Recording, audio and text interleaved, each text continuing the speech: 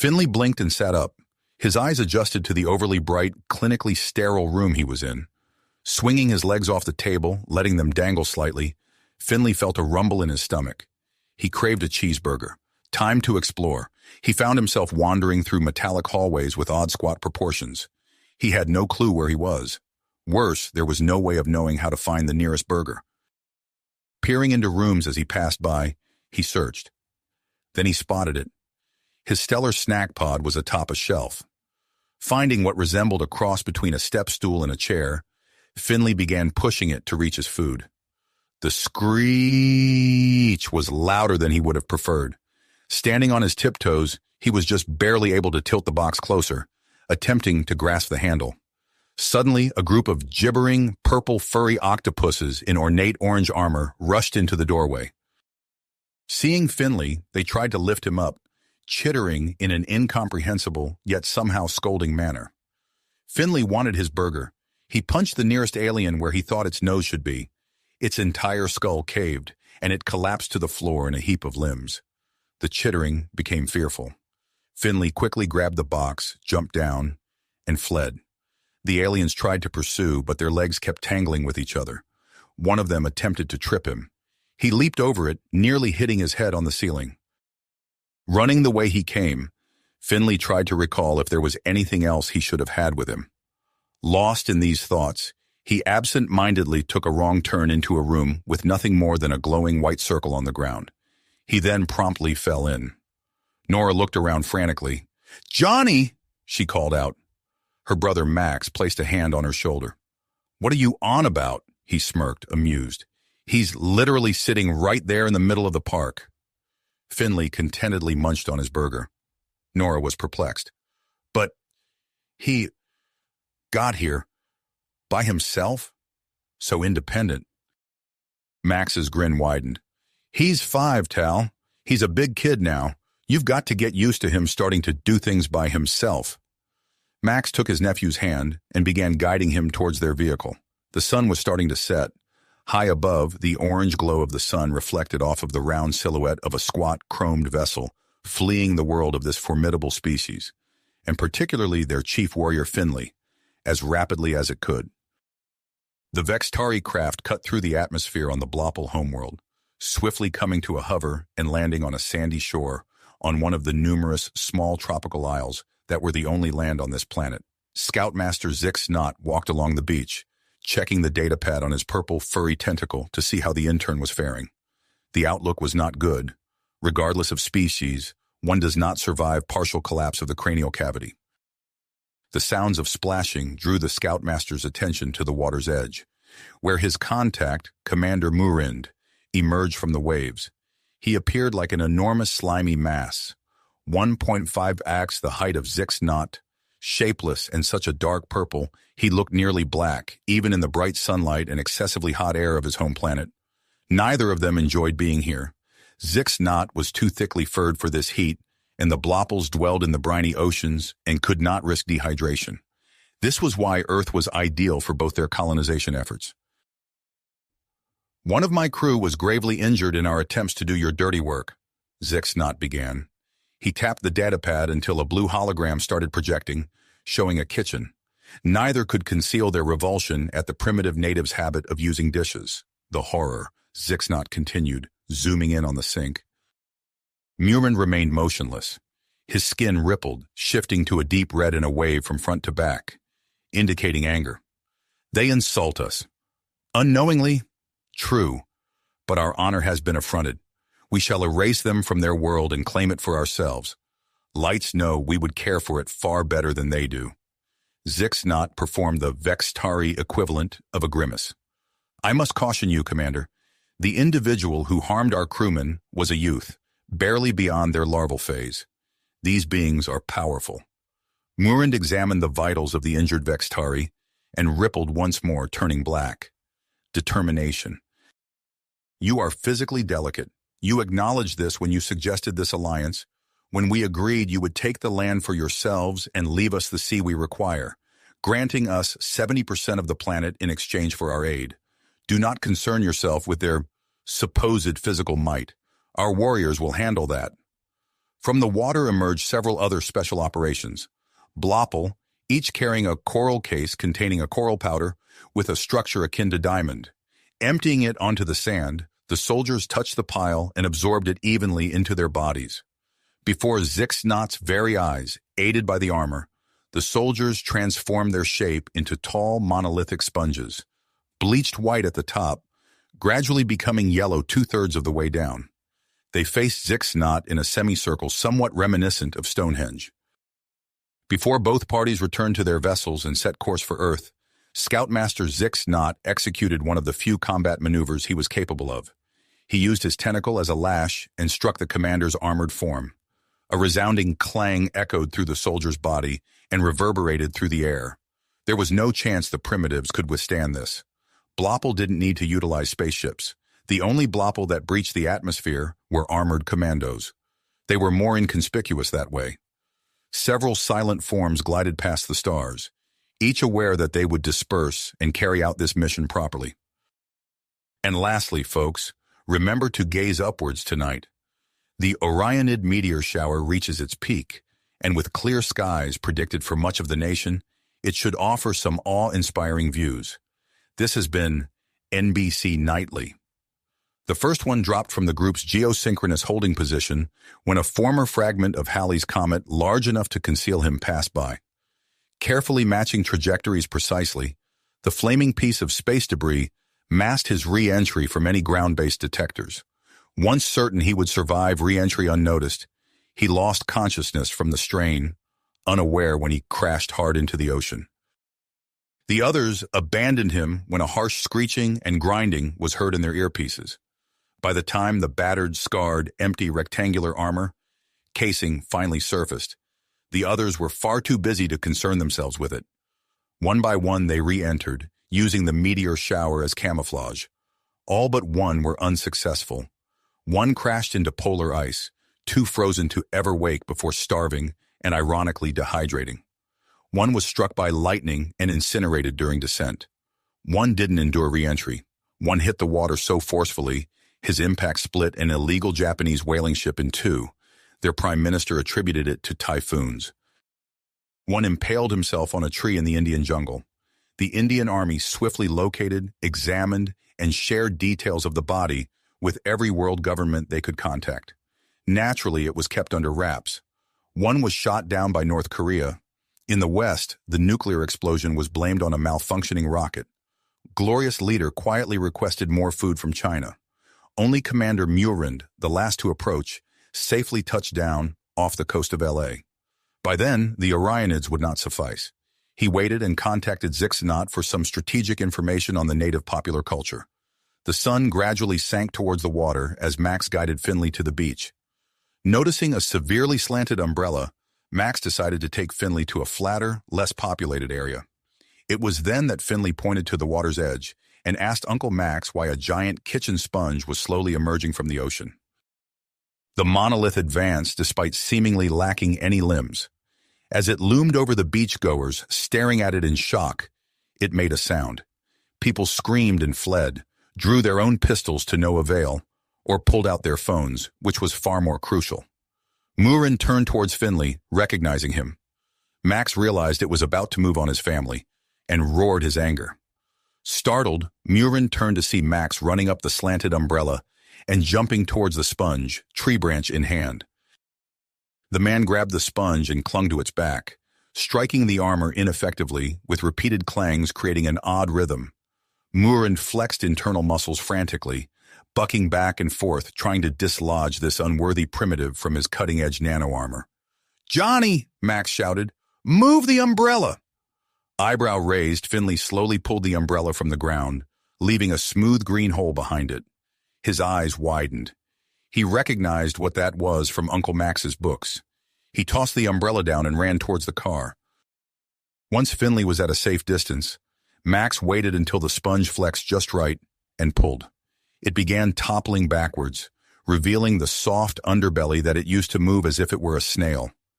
Max dropped to the ground and laid face down, head toward land, waves nearly above his ears. He didn't care. He was danger close anyway. He covered his ears and head with his arms and shut his eyes. The Titan fired. The tank shell entered the alien through the bottom of its armor, directly into the exposed flesh. The armor held up. All of the energy of the shell was contained. Murand was liquefied by the impact and shockwave. His innards mixed and violently spewed out of the open end all over the beach, resembling thick, chunky red salsa. Meanwhile, the armor and the tank shell it contained soared far out to sea. Corporal Max Ramsey got up, vomited as the smell like a decomposing whale corpse hit him, and began washing himself off as the remains of the alien seeped into the sand. The cleanup operation was minimal. All of the dark red, nearly purple residue that was once Commander Mu Arind completely absorbed into the sand within 10 minutes. Apart from the tank tracks, it appeared as if nothing unusual had occurred. The only remaining task was the retrieval and analysis of the alien protective covering from the Pacific Ocean, as the consistently articulate U.S. Navy phrased it. My fellow Americans and citizens of our world, for those unfamiliar with me, I'm the President of the United States, and I bear the solemn duty of informing you all that we are not alone in this universe. However, I regret to tell you that our visitors thus far have not been friendly. I repeat, they are hostile. Some of you may have attempted to view the meteor shower last night. They tried to use this as cover and covertly make landfall on Earth. We detected them while they were still quite far away. It seems whatever propulsion system they utilize generates so much heat that we can't miss them, despite their feeble attempts to hide behind vaporizing space rocks. Because of this, we know that for now, there are none of them remaining. The last one to make landfall was in LA, and we all know what resulted from that. The others came down in rather unfortunate ways, except for one that destroyed a Japanese whaler. I'll be having a discussion with their prime minister on that later. Most crucially, we have information on their resilience. I share this with you now so that the people of this world can unite as one for its defense in what may be humanity's most critical hour. They attack wearing armor made with nanotechnology.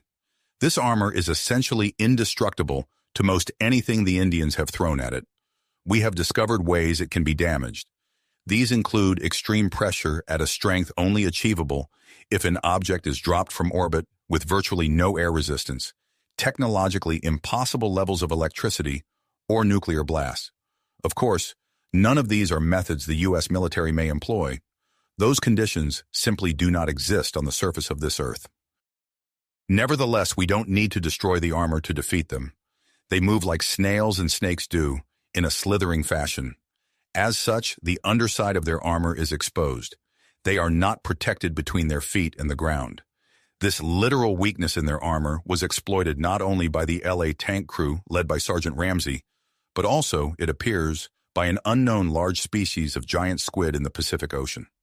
A battered, gouged, dented set was retrieved near Guam with patterns that match no known tentacle we've encountered so far. It seems even other Earth species are on our side in this matter. Most importantly, we will be retrieving the remaining armor shells and studying them to find a more practical method of defeating them. This will include the Los Angeles, Indian, Canadian, Japanese, and 3 ocean shells, totaling 7 American shells to examine. The North Korean shell is too radioactive to handle. Heaven help them if they attempt to. Finally, we thank the people of this nation and the world for their cooperation during these challenging times. From the citizens of LA who helped conceal our tanks on the beaches before the assault, to the residents of any location where we will construct ground-based orbital defense platforms once they are developed.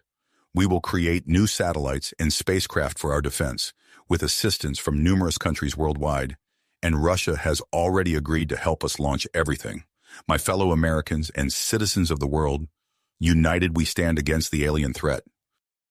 Sergeant Ramsey, recently promoted, found himself aboard the USS Thunderbolt en route to the empty armor shell, the newest and least damaged shell in American possession. Having little else to do on a Navy vessel, he entertained the sailors around him with stories of his ordeal, despite the fact that everyone with a TV had already viewed the surveillance footage countless times. The sailors found his tale amusing. "And then, tell us once more, Max," one sailor chuckled, tears rolling down his cheeks. "And then," Max paused for effect, "I leapt onto his back." The sailors doubled over, laughing at the sheer ridiculousness. "Yeah?" one of them managed. What happened next? Another dramatic pause, then Max bellowed, "I walloped him with some driftwood." The sailors roared along with him. Just then, the armor was set down on the deck right beside Max. "How'd you manage it, Max?" "Like this." Clang. With that, his open palm struck the armor with another resounding echo. The sailors stared, wide-eyed, waiting. "Ah!" Max started convulsing, hands still firmly attached. The sailors gaped, jaws dropped, in utter shock, before one finally yelled, "Oh, shite!" and dashed off towards the medic. Max froze. A wide grin spread across his face. "Gotcha!" The sailors were stunned, and then all erupted in laughter with Max. He had been accepted. Task complete, they all turned to go eat together. Max's hand was still stuck. Worried, he turned back and tugged harder. He tried using both arms. The sailors joined in. No luck. The crane released, and the armor immediately folded away. 2-inch squares folded out of sight until the entire shell had vanished, and no more than a coating on Max's palm remained.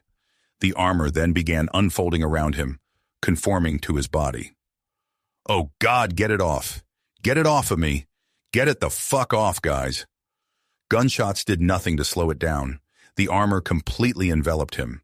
He attempted to take a step, and it closed over his combat boots. He was entirely encased. Then it powered up. Resembling a cybernetic version of the Crisis protagonist, Sergeant Max Ramsey examined himself, clenched his fists, and grinned. "Oh yeah." In the sewers beneath the beach, dark red, almost purple blobs slowly crept towards each other, merging into a gradually growing mass randomly embedded with bits of nanocircuitry. Had any human seen it, the comparison to jello molds would have been unavoidable, but never had dessert been so sinister. Murind wasn't done with this planet. Admiral Liam Starr observed Sergeant Max Ramsey, who, despite his initial excitement, was apprehensive about using the alien armor at all, uncertain of its capabilities or who actually controlled it. Admiral Fieri felt somewhat relieved by Ramsey's hesitation. Both men were wary of how swiftly and conveniently the sponge had vanished. Nonetheless, the armor didn't appear to be coming off anytime soon, except for the detachable helmet, so the two decided it was in humanity's best interest to utilize their opportunity. Thus began the week of tests. The armor possessed the ability to transform into any mechanical device it touched through von Neumann replication and manipulation of matter at a subatomic level.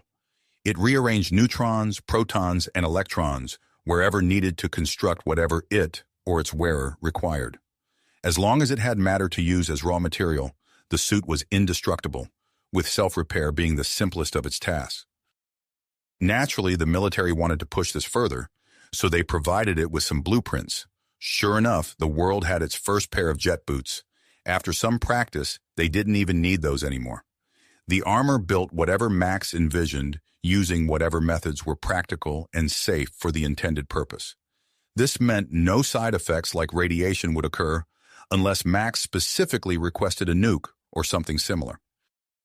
For the most part, Max thought, things appeared to be going well. He was fond of this armor.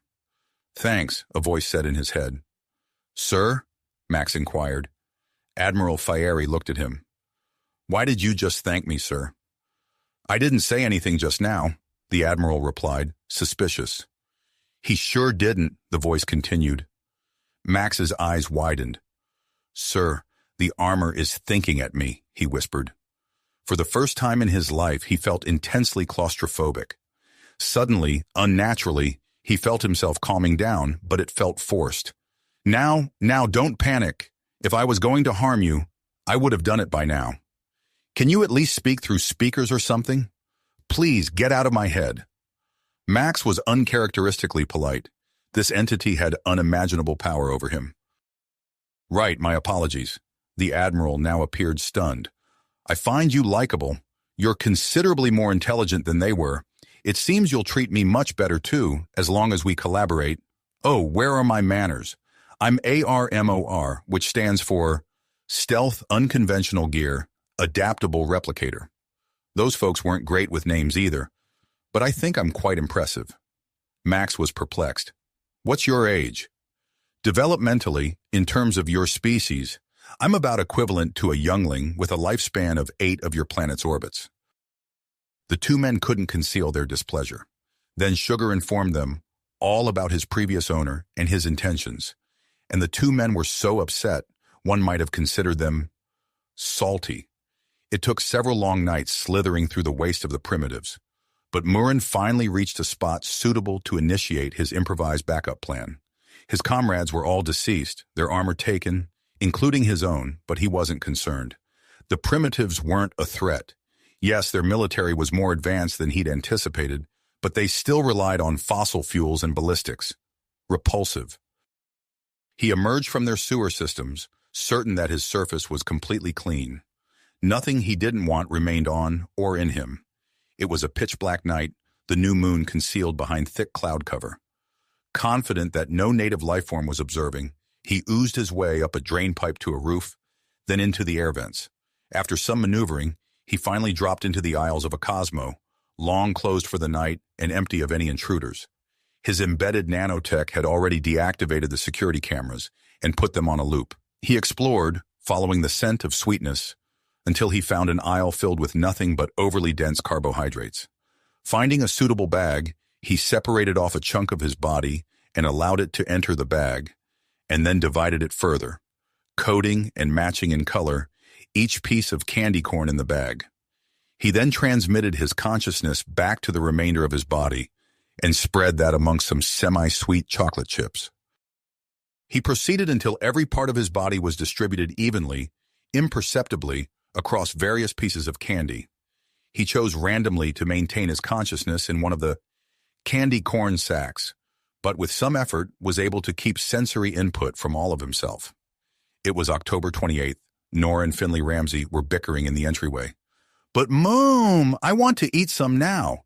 "Sweetie, if you want Halloween candy, you'll have to earn it like everyone else." The little shark managed a pout, then stomped out the door, shutting it behind him.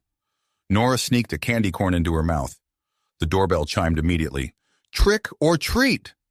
Seeing the hopeful grin on the shark's face, Nora chuckled and tossed one.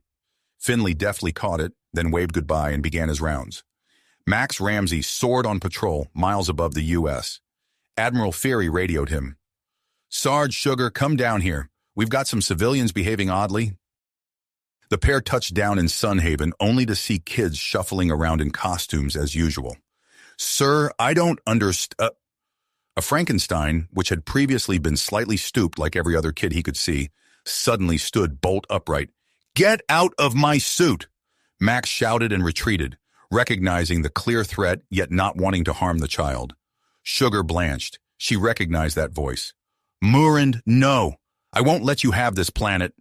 The child contorted his face into an unsettling mask of fury. "Insolent fool, tech mind! You have the audacity, the disobedience, to try and stop me? The greatest warrior the Blopple have ever known?" He moved forward. Max reconfigured his arms into Mega Man cannons and pondered. What won't injure him?" Glancing around, he noticed abandoned candy baskets from kids wise enough to stay clear of what was clearly turning into a confrontation. Admiral Fieri spoke softly. "Be careful, kid." Max picked up a cosmic chew and inserted it into a slot in his wrist. Sugar analyzed it and started producing more. Max raised his arms. "Look, kid, stay back. I don't want to hurt you." Frankenstein sneered. "Foolish primitives with your compassion, your empathy, it will be your undoing." At this, Max grew angry. "What, like re-entry was for your companions?" The kid lunged. With a splat, Max adhered him to the ground with a huge wad of bubblegum. He struggled, then suddenly went still. Simultaneously, a witch nearby stood up. Max's eyes widened. Everyone still here was waiting to be taken over. He glued every child on the street down, stopping only when he turned to find himself face to face, or rather, face to chest, with a blue fluffy shark. Finley sneered. "Hello, Uncle Joe!"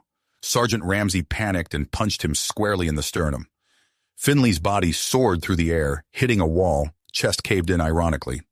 Max bellowed his "no" and flew straight to him. Placing his hand on his nephew's chest, he had Sugar transfer the armor off of him and onto the kid, gradually moving molecules to mend the kid back together, one bone splinter at a time.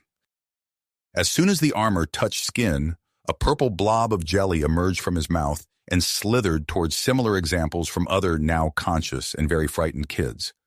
Max stood, nothing more remaining with him than the cannons in his hands and the translator in his ear. "Johnny!" Nora Ramsey cried from her front door. "Max, what did you do to my son? How could you harm my child?" She began running to him, but stumbled and retched.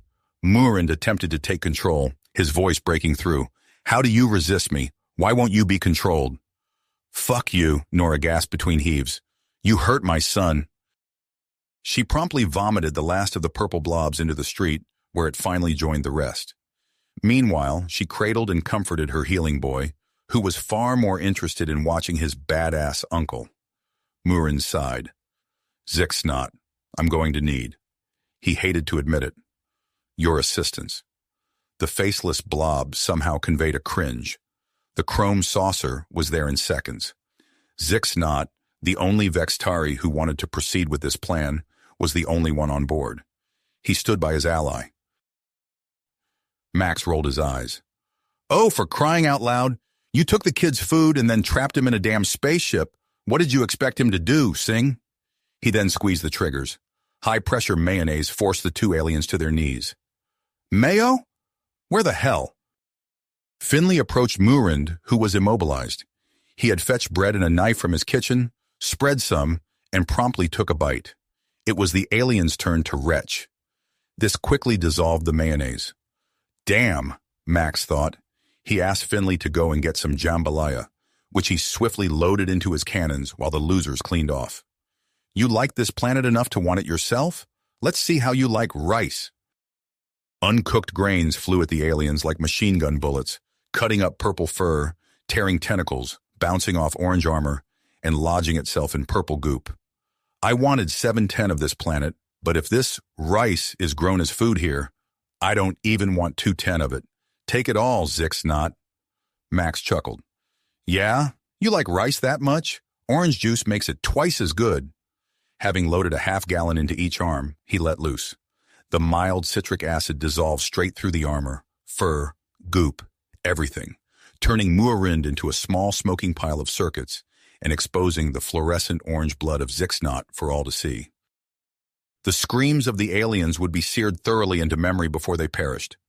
Max dropped his cannons and fell to his knees. Wiping the sweat off his brow, he groaned, exhausted, until his little armored nephew ran up and nearly crushed him in an all-forgiving hug. Nora looked at Sugar, who had given herself a projector to show herself. They smiled. The spaceship, detecting the death of its last crew member, immediately sealed up and flew home with the remains of Murand, having recorded the entire confrontation. The Vextari justified their newfound isolationism using the destruction caused by human modification of Blopple technology. They severed ties with their former allies, who were completely content with lounging around on their tropical ocean floors, with no official military to speak of. Neither species acknowledged the galactic shame now forced upon them. The footage, however, which had gone viral on the Starnet, gave someone a challenge.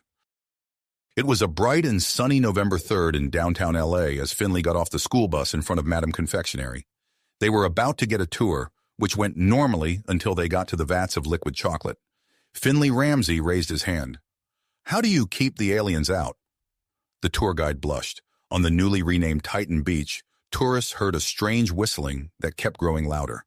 Wondering what was happening, someone finally had the sense to look up. Everyone immediately scrambled off the sand as fast as they could. Several objects hit the sand, glassing it with their re-entry heat. As the surroundings cleared, the tourists saw 5-foot-tall elbow macaroni emerging from the haze through their smartphone cameras. Yes, Korax of the Glix Federation's Research University thought to himself, this planet would make a lovely location for their biology report. Hopefully, he could find some curdled bovine lactates to bathe in and put on whatever passed for dough here. His noodly appendage would be pleased with that. You have reached the end of the story. If you enjoyed this story and want to support us, please leave a like and subscribe to our channel, and for every comment that says 88, I will heart every single one of them. Thank you for your time.